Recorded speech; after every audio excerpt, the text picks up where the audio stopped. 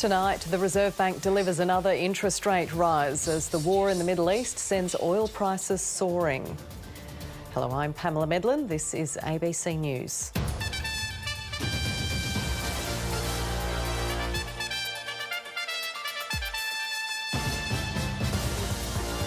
Donald Trump lashes out at US allies for not sending warships to help reopen the Strait of Hormuz. A man jailed for at least 19 years for the murder of a Perth barrister at Crown Towers.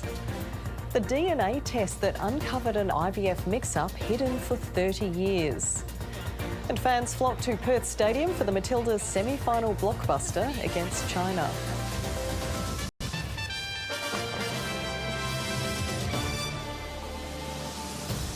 The experts predicted it and homeowners feared it. The Reserve Bank announced its second rate rise in as many months. And with the war in the Middle East, economists are warning there could be more bad news to come. Rates have been increased by 1/4 percentage point, taking the cash rate to 4.1%.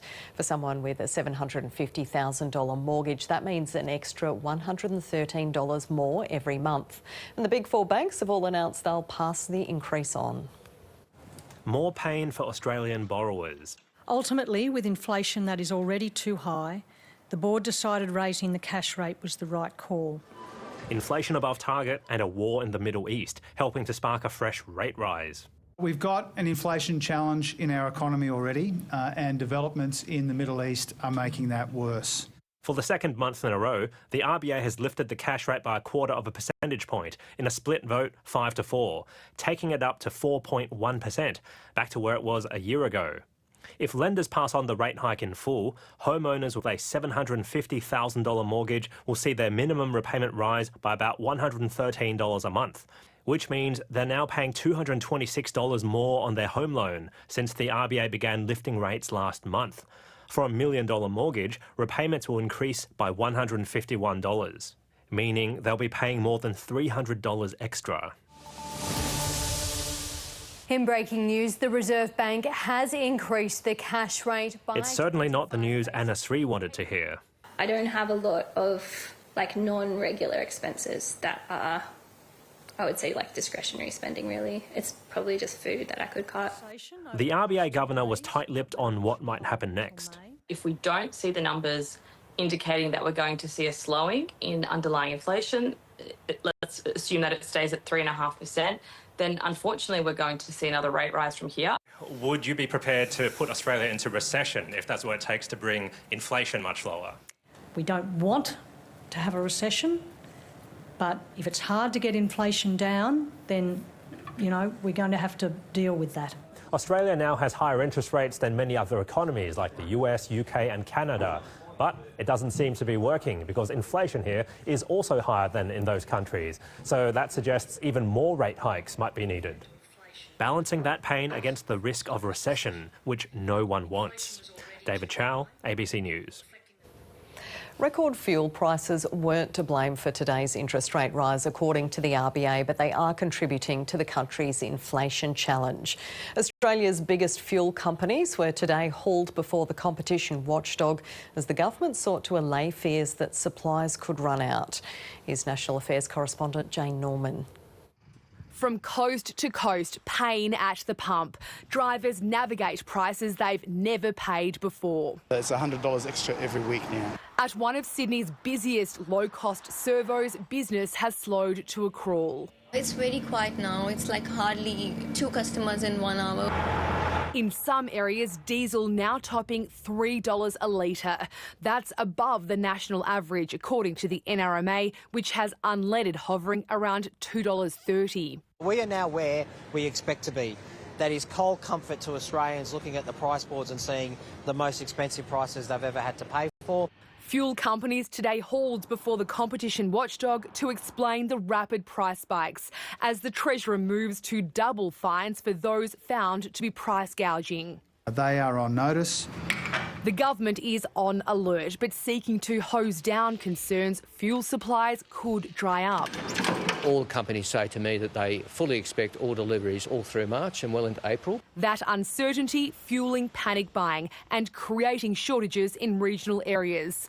For now, rationing is off the table. because we don't believe at this point that's what is the best solution. A good start is to make sure that Australian fuel isn't being exported. Ampol's Brisbane refinery currently exports the petrol it produces because it doesn't yet meet Australian standards. Last week, those standards were temporarily lowered to allow the fuel to flow into the domestic market.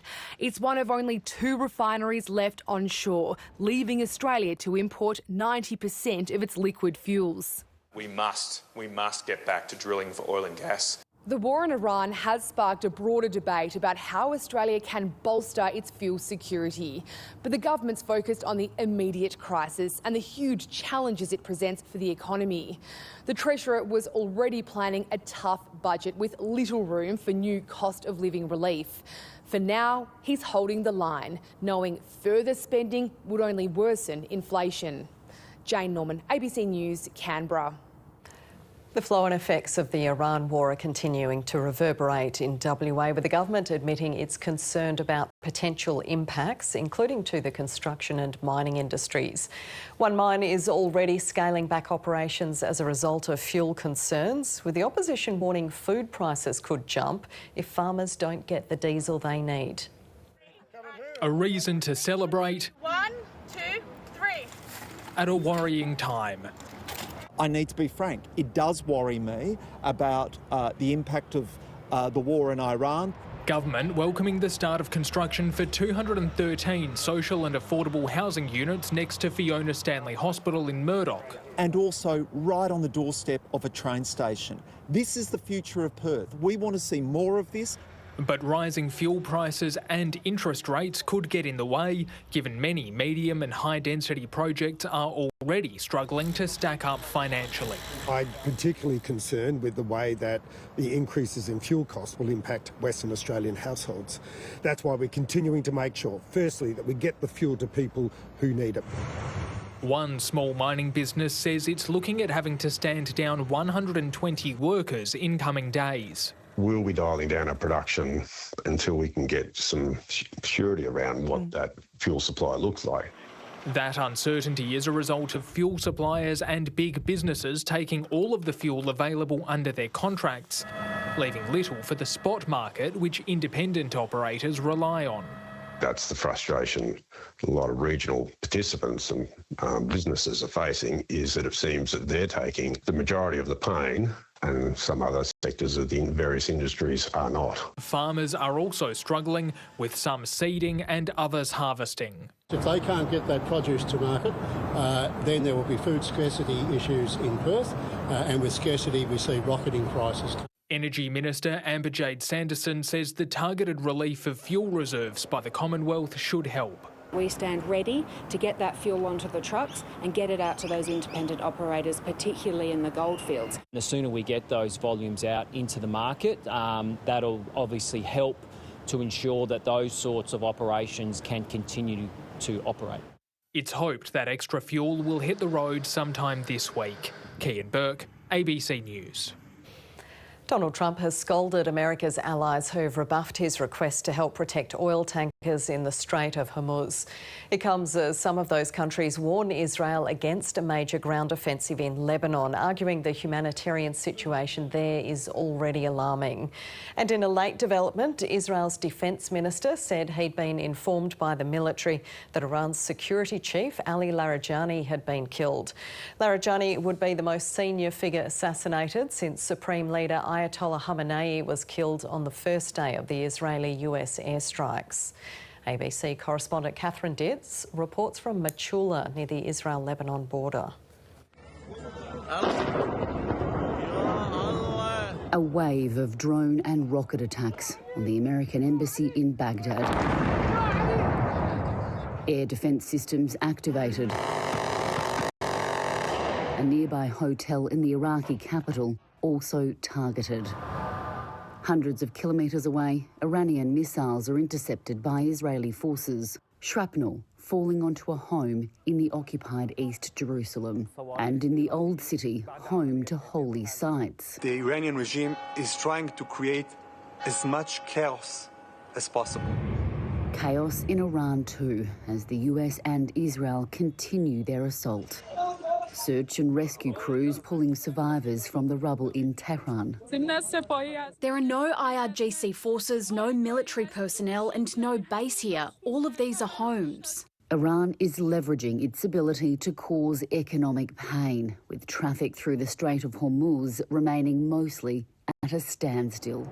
The US president is ramping up pressure on other nations to help protect oil tankers in the critical shipping lane, warning he could delay his upcoming trip to China and taking another swipe at NATO countries. Thank you very much. We don't need them, but it's interesting. I'm almost doing it in some cases, not because we need them, but because I want to find out how they react. We will not be drawn into the wider war.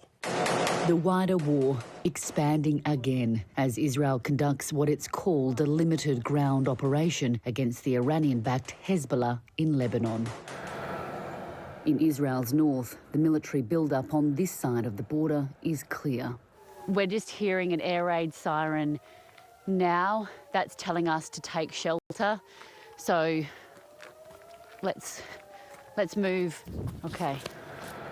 While it's too early to know whether this limited and targeted campaign will become a full-scale ground invasion, we are constantly hearing rounds of artillery being fired into Lebanese territory, and the Israeli government is reportedly undertaking a mass mobilisation campaign of 450,000 reservists. Cafe owner Miri Menashe hopes to be one of them. You keep your country safe, you fight for it. Eventually, you live in peace. The prospect of peace uncertain in an ever-escalating conflict. Catherine Diss, ABC News, Machula. The two players from the Iranian women's soccer team who chose to stay in Australia have been training with the Brisbane Roar A-League club. The women joined the team for a practice session as they adjust to their new lives. They're the only two members of Iran's team still in Australia after four of their fellow players and a team handler withdrew their bid for asylum. Brisbane Roar shared the images on social media, prompting one of the Iranian players to write, "Thank you for everything." A spot in the Women's Asia Cup final is on the line tonight as the Matildas take on defending champion China. Blake Kagi is at the game in Perth. Blake, how's it looking for the Matildas? Well, it's been quite an eventful first half and a bit, Pamela, and the score is currently locked at 1-1 Matildas versus China early in the second half. It started very well for the Matildas. In the 17th minute, Mary Fowler produced a beautiful little cutback for Caitlin Ford, who scored the opening goal, and the fans were very excited about that with good reason. But unfortunately, the joy was short-lived in the 24th minute, so just minutes later. A foul by the goalkeeper Mackenzie Arnold for Australia on Zhang Linyang allowed China to go to the penalty spot, and that same Chinese player made no mistake there to level the score at 1-1, and there's quite a healthy Chinese contingent in the crowd who are delighted with that. Both teams have had some positives to take from the game so far. Australia has had more of the possession, but at the same time China has had more shots both on goal and on target. Also interesting to note, it was still very warm at kickoff, and it's still quite warm even now the sun has gone. Worth noting that if it were to stay level until full time, that would mean extra time and potentially penalties if it stays level after that, with some tiring players and so much on the line, the spot in an Asian Cup final. Very interesting to see how this match plays out now, but the Matildas still well and truly in it. Blake Kagi there, thanks for that update. Time for a weather check now. Tabarak Jrood is here in Tabarak. A cyclone has formed. That's right, Pamela. A tropical low in the Coral Sea has officially formed into Tropical Cyclone Norelle. The Category 1 system is tracking towards Cape York and could cross the Queensland coast possibly on Friday, bringing destructive winds and heavy rain. Now, track maps show it crossing across the Gulf at the weekend and into the Northern Territory before possibly heading to the north coast of WA next week. So in a rare occurrence, that system could potentially make 3 separate landfalls, carving a path of severe weather across northern Australia. I'll have more weather details soon. A man who murdered a barrister at Perth's Crown Towers has been sentenced to at least 19 years in prison. Cameron John Pearson had been in a relationship with Alice McShearer, who he killed in an unprovoked attack. Alice McShearer had been in an on-again, off-again relationship with Cameron John Pearson in 2023. At times, they would take drugs. During a period of reconciliation in October, they stayed at Crown Towers. But one night, he attacked her in the bathroom with a champagne bottle, hitting her multiple times. Prosecutor Justin Wally told the court it was a brutal, senseless and unprovoked killing. The Supreme Court heard Pearson attempted suicide the next morning after security came to check on Ms McShearer. He made admissions almost immediately but didn't plead guilty to murder until last year, after trial dates had been set. Pearson's lawyer said his client's offending was entirely out of character. The 44-year-old kept his face turned towards the judge and away from the public gallery during the entire sentencing hearing. Alice McShearer was described as kind, loving, generous and courageous. The court told she always wanted to be a lawyer. Justice Michael Gething said Pearson had expressed sorrow for the pain and suffering he'd caused, but he said it was a serious example of intimate partner violence, and the sentence needed to show society's abhorrence and intolerance of such offending. The 44-year-old will have to serve 19 years in prison before being eligible for parole. David Webber, ABC News. A massage therapist from WA's southwest has been sentenced to 15 years and 6 months in jail for sexually assaulting more than a dozen women. Anthony Brain was found guilty of assaulting 13 women who went to his Bunbury business for remedial massages, a move a judge today labelled a breach of trust. Feeling relieved and empowered, Anwen Hanma welcoming the sentencing of 39-year-old Anthony Brain, one of 13 victims impacted by his actions. For a very long time after it happened, I couldn't get out of bed and get dressed without being in tears. I don't know if I realised how vulnerable I am until that happened. Ms Hanma received a remedial massage from Brain for pain as a result of muscular dystrophy almost 3 years ago. Brain today sentenced for sexually assaulting the women between 2021 and 2023. The court hearing, the victims attended his Bunbury-based business for remedial massage, with Brain going much further. During sentencing, Judge Lisa Tovey told Brain, "You took advantage of each and every one of the women who trusted you as a health professional for your own sexual motives," adding, "You violated their trust in the grossest possible way." Brain showed no reaction as he was sentenced to 15 years behind bars. The court heard the profound impact his offending had on his victims, with many losing their trust in themselves, others and in medical professionals. Ms Hanma hopeful the experience will encourage others who've suffered abuse to speak out. Listen to things that other victims, survivors have said about their experiences. Trust your instincts. It's going to stay with me, but I'm going to move on. Brain will be eligible for parole in 2039. Pip Waller, ABC News. WA police are hoping letters written to the family of a hit-and-run victim found dead in Albany 35 years ago can help solve the crime. Mark Edward Gregory died in 1991 after being hit by a vehicle on Mercer Road while walking home from a party. The 28-year-old died at the scene. The driver of the vehicle has never been identified. Detectives believe 3 anonymous letters sent to police and Mr Gregory's family in 2013, 2016 and 2018 could help provide a breakthrough in the cold case investigation. A 30-year-old woman has discovered that an IVF bungle in the 1990s means she and her twin sister aren't biologically connected to the mother who birthed and raised them. It's the second known case in Australia of an embryo being transferred to the wrong family during IVF treatment. Now the family is exclusively telling their story to the ABC's Elise Kinsella. Sasha Safransky grew up in Coffs Harbour with her mum and twin sister. At the time, she didn't know she had a whole other family just a short drive away. That's my family home. And then if we just do a jump over to this little clearing here, that's where the biological family live now. Last year, she sent her DNA to the genealogy tracing website Ancestry.com. Weeks later, the website matched her with a stranger, saying it was her maternal aunt. Together, the pair uncovered a life-altering error. Sasha Safransky and her twin sister were the biological children of a couple they'd never met. That's really when it started to sink in, perhaps something's gone awry. She and her twin sister then told their mother, who birthed and raised them. They just sort of said, there was a mix-up, Mum. We're not your biological children. I said, what? You know, what are you talking about? The family still don't know how the mistake happened. Penny Safransky's embryo transfer was at Royal North Shore Hospital in 1995. But the hospital says it didn't run the clinic then. A private company did. It was sold in the early 2000s, and that company was later acquired by Virtus Health, which also denies responsibility. Has anyone apologised to you?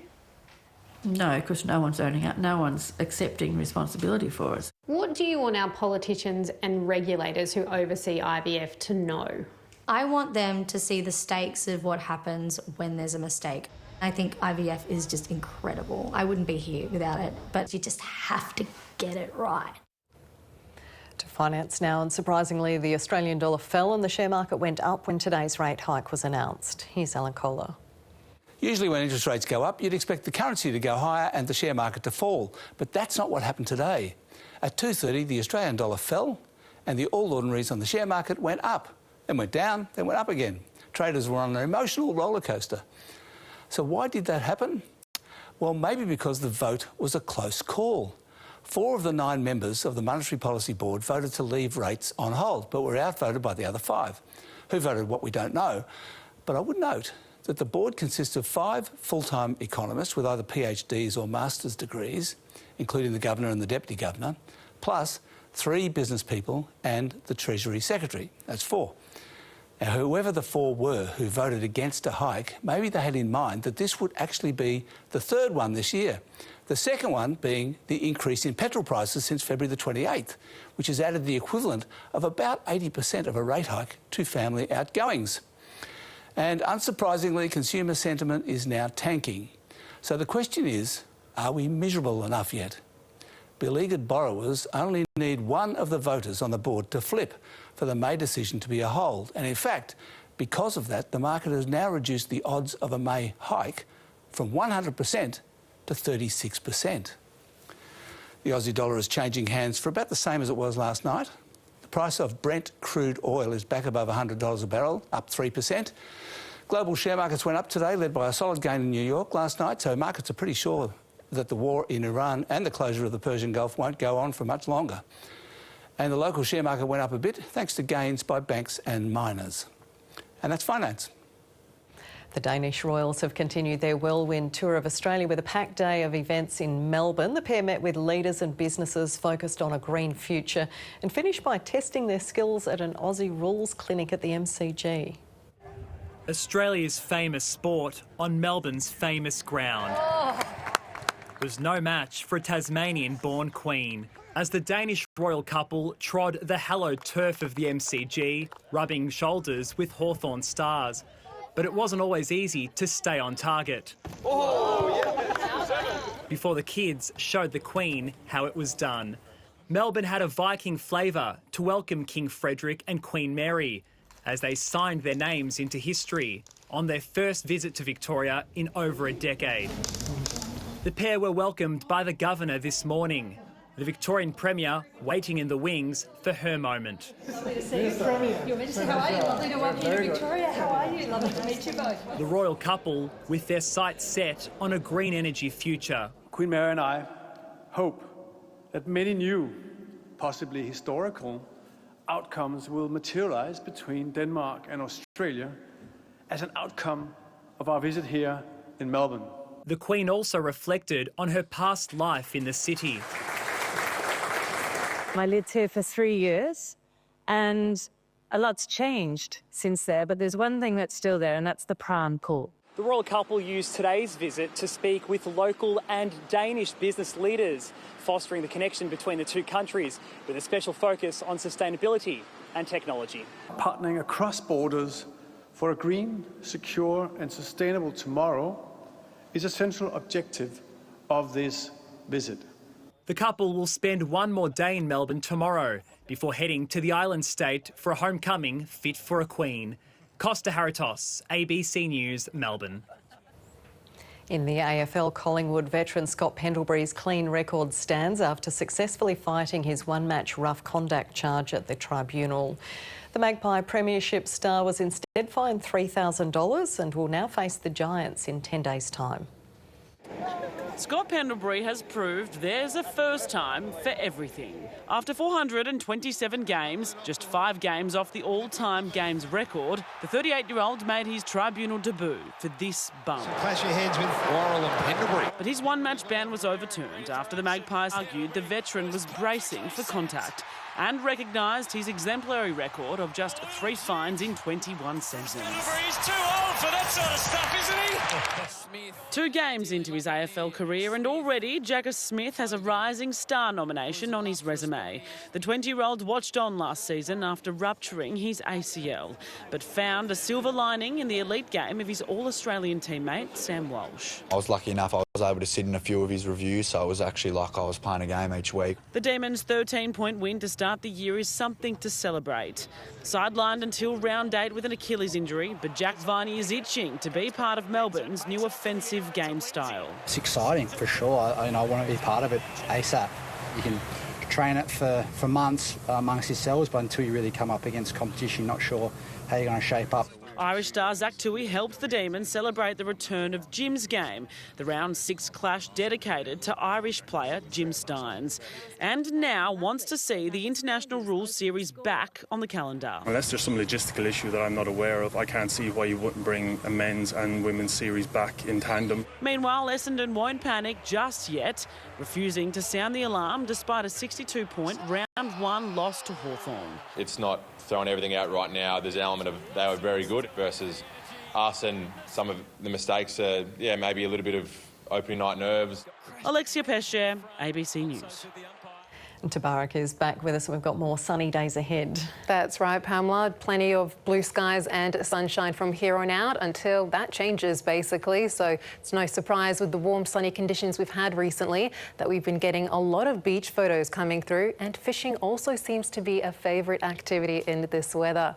Now, today was another hot day in the city. We soared to a maximum of 35 degrees just before 4 p.m. after dropping to 19 degrees overnight. It was also a warm night for much of the state, some milder minimums across the southern half. The coolest it got down to was 11 degrees at Salmon Gums, but we did record some really hot daytime temperatures across western parts. Some towns were even hotter than those further north.